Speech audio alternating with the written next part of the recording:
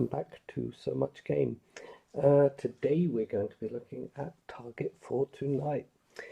It's going to be more of an unboxing video and a quick look at it. I won't be playing it yet, but once Empire of the Sun is out of the way, I'm probably going to set this one up next. Target for Tonight, for those who don't know, is a solitaire game about the British strategic air campaign over Europe, obviously set at night, and kind of a companion to Target for Today, which is the American strategic air campaign in Europe from 1942 to 1945. Both are game designs by Steve Dixon, who also has Picket Duty, which I've also played once before, and B-29, Super Fortress, obviously. Right, let's get in there and open it up. I've only just got this, so I tore the shrink wrap off, but I haven't actually opened it yet. So we'll see what's inside. Hopefully everything. Move the box out of the way. Some dice, always useful, but kind of end up with millions of dice and no idea which game they came from. The rules of play. Let's show you that. That looks like a pretty thick book, but it's reasonably decent sized letter type, not an overly large amount of text, fair amount still, but I was expecting more, so that's a nice surprise. Seem to be a fair amount of rules in there. I'm gonna have to spend a lot of time reading that before I get started. What's this? Target for Tonight errata. Well, that's something I always kind of find unfortunate.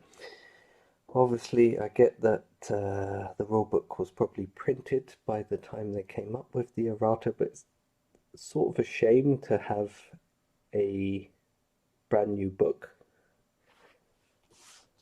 that's just been printed and then have a page of errata that goes with it. It's not too much of a problem, and you know, these things happen, but I would have preferred it if the rulebook had been set out properly to start with. Knowing me, I'll probably end up writing all of those things down where they're meant to be, because otherwise it'll annoy me having to look at the erratas. Ooh, now this I like.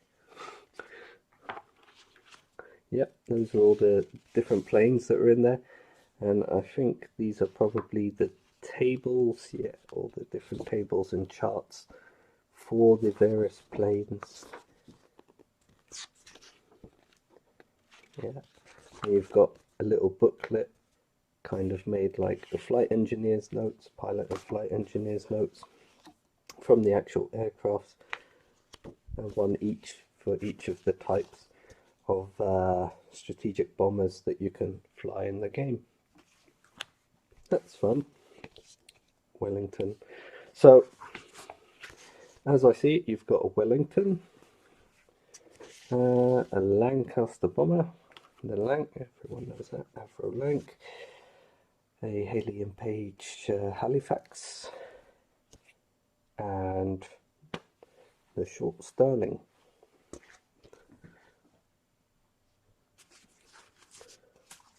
Now I'm not really sure which of them I'll start off with because they all look kind of fun. Game tables, more tables. That's the thing with obviously solitaire games, and especially the games like Target for Today, Target for Tonight, the Hunters as well, the Hunted, which is the follow-on of that, and even Picket Duty and things like that. All the solitaire kind of games tend to have a lot of tables because you'll spend a lot of time rolling against these tables to see what happens. There's some fun stuff in there, if I recall correctly from what I've heard about it. A lot can go wrong with your bombers. Not only that, but yeah, you stand a good chance of not coming back, and your crew can also be brutally killed, which is kind of realistic. Looks fun. Gazetteer flight log with the moon phases. Okay, then. I suppose that's sort of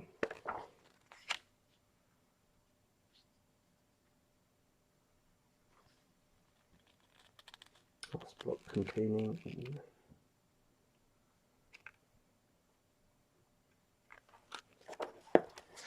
just some more data for the game.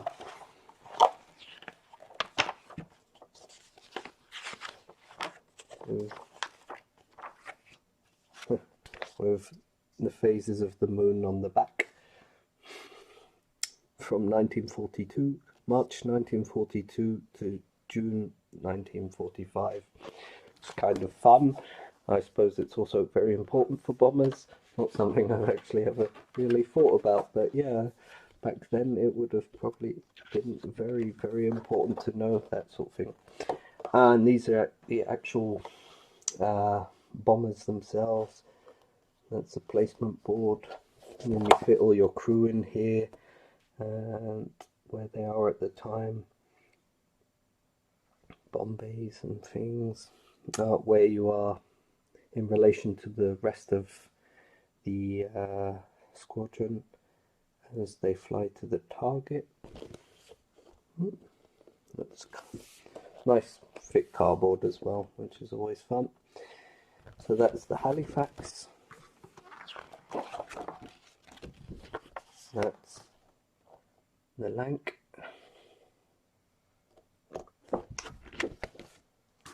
That's another Lancaster, which is going to lead me to assume that something has gone wrong somewhere, and I've ended up with two Lancaster sheets.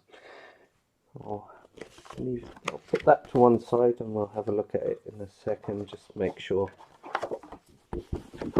The Wellington, which was also meant to be in there, yeah. Short Sterling, which is shorter in wingspan, but probably a fair bit heavier. Also couldn't fly as quite nearly as high as things like the Lancaster and stuff like that. Oh, and here are the counters. Ooh, German Messerschmitts, Otstucker and Focke-Wulf. Oh, and then the moon phases. These are nice and big as well, which is fun. I suppose as a solitaire game, you don't tend to have a super amount of counters in the game, so they can make some of them nice big ones with a lot of detail. That'll be the altitude, and then there's wound markers, oxygen markers, things like that. Here's the rest of the counter markers. Those are the squadrons. And that looks like that's an American squadron. Looks like B-29. We'll have a look in a minute. And obviously the weapons on the various positions, the actual crew themselves, that's fun too. Yep. Looks good. Turn sequence. Charts. Helpful, useful charts. You can never have enough of them. That'll be easy. And also, it notes the various rules that you have to follow while playing it, which is very useful, especially for me when I film it and also try and play the game through for the first time as well. So that'll be a fun challenge. And then there's some sequences of play as well.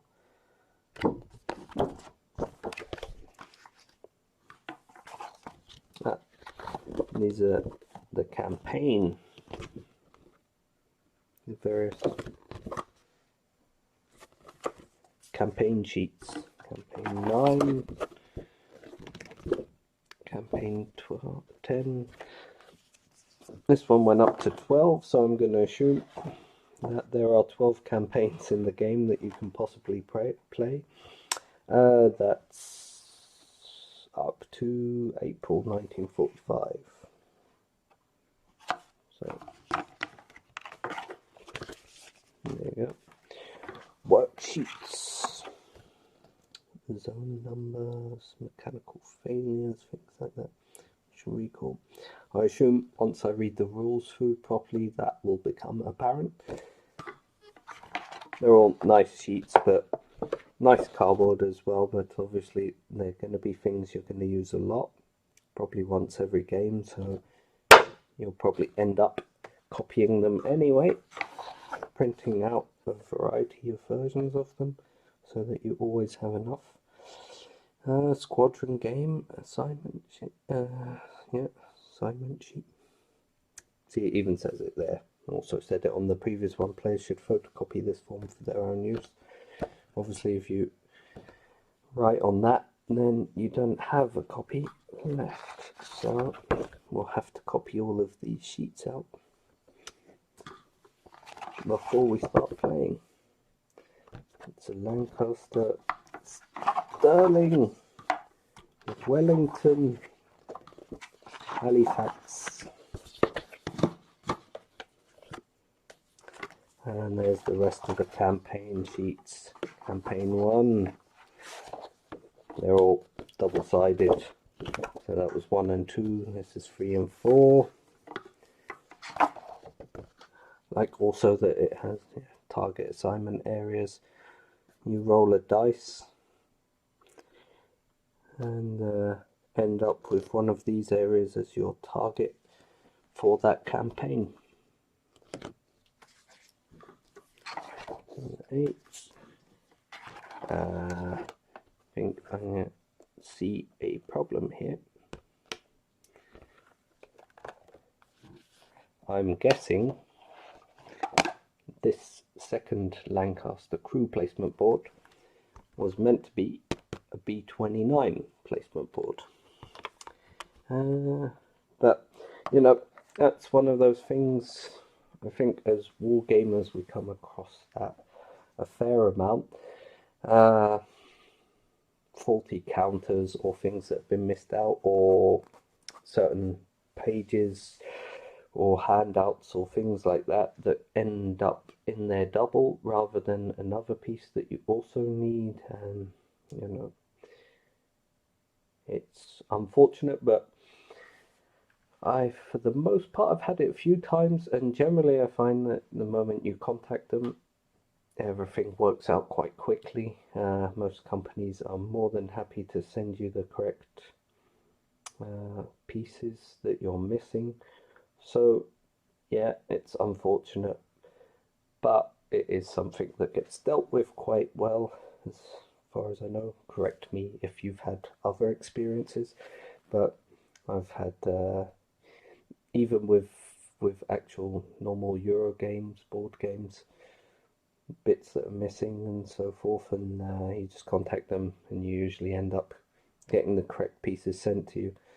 So I'm gonna contact them about this missing B29 and this double Lancaster crew placement board. I'll let you know how I get on. I imagine they'll send me that as quickly as they can. Obviously it's a bit of a difficult time at the moment for that sort of thing, but yeah. I think the thing is as well, especially for war games, wargaming companies aren't massive, huge endeavours like you have some of the more Eurogame oriented publishers who are churning out large amounts of games and so forth. So a lot of the time the actual people working for the company are going to the effort of putting this all in a box for you once they get back from the printers, and that's, you know, anything done by hand has the potential of occasionally going wrong, even things done by machine, but things go wrong, it happens, but it's more about how you correct it then. But obviously I'd be keen to see less mistakes, but there you go. And this will be the target area sheet. So I assume you put your bomber in there, and then that will be the various directions from which you are unfortunately attacked by a bunch of Messerschmitts who are more than looking forward to blowing you out of the sky. But there you go. It looks fun. I really intend to play it. Feel free to mention your favourite bomber in the comment section, and let me know which one you think I should start off with. To be honest, just because, you know, I'm up for a challenge, I kind of feel like starting off with a Sterling, short Sterling. But, I'm guessing that'll probably be a decent challenge to get back in one piece. Right, I'm going to put everything back now. We'll contact the publisher about this group placement board. I'll also see if I can find, the back probably has a list as well. Let's see. Game components, 5 bomber cards, 4 crew placement boards. So, the B-29 board is probably not actually in there. I imagine that comes with B-29 Super Fortress about the strategic bombing campaign of Japan, which ties in nicely to Empire of the Sun, which I'm playing at the moment. So, in this case, I think I just got a spare board. I could obviously also let them know that I have an extra board. Maybe they're missing one, but I doubt they're that worried at this point. Everything's been shipped. But there you go. Mistakes happen. Sometimes they're fortuitous mistakes. Anyone who happened to come by a copy of Target for Tonight and was missing their Lancaster board, let me know. I'll send you this one. Yeah, put all the campaigns back in there. Nope, it's looks like a fun game. I haven't done too many purely solitaire board games before because I don't know. There's I think my focus is more on hex and counter games anyway. But lately I was looking at Target for Tonight and The Hunters, both of which I have now acquired. It just, yeah, there's something fun as well about this sort of narrative style solitaire games where you can, you know, you get to know your unfortunate bomber crew and get to see them try and succeed, and being that I'm rolling the dice, probably fail spectacularly and die horrifically, but you know, we'll try our best. Obviously the people who actually went up in those bombers for the night raids and the day raids were rather braver individuals than I. Some of them flew quite long missions as well to get there and back, yeah, with all the dangers that entails. Let's have a look through the game tables quickly, see if there's anything fun in there that I can spot immediately. Night Fighter rules, Night Fighter attacks, that'll be a big part of the game.